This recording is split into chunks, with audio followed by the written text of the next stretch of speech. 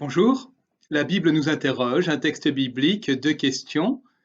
Et aujourd'hui, la liste de lecture que nous suivons à Versailles nous propose de nous plonger dans la première lettre à Timothée. Donc dans 1 Timothée, au chapitre 1, les versets 1 à 11. Paul, apôtre de Jésus-Christ par ordre de Dieu notre Sauveur et de Jésus-Christ notre espérance, à Timothée, mon enfant véritable dans la foi.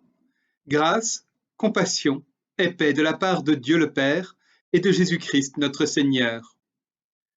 Comme je t'y ai encouragé en partant pour la Macédoine, demeure à Éphèse, afin d'enjoindre quelques-uns de ne pas propager d'autres enseignements, et de ne pas s'attacher à des fables ni à des généalogies sans fin, qui favorisent les débats plutôt que l'intendance de Dieu qui s'exerce dans la foi.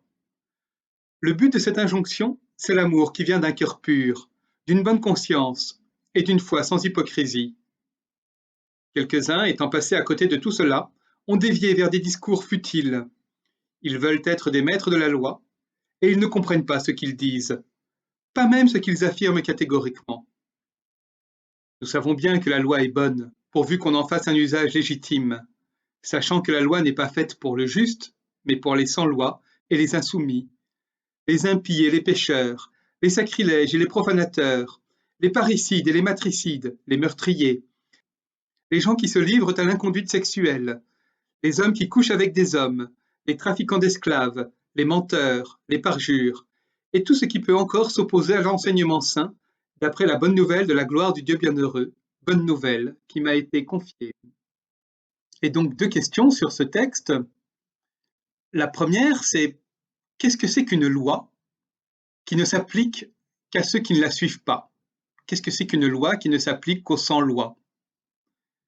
Et la deuxième question, elle vient sur cette longue liste des sans-loi que Paul dresse à Timothée, non pas en se focalisant sur tel ou tel membre de la liste, mais simplement en se demandant « Et nous, pouvons-nous dire que nous ne sommes pas sur la liste ?» Voilà, je vous laisse réfléchir. Je vous souhaite un bon lundi de déconfinement. Soyez prudents, prenez soin de vous et de vos prochains.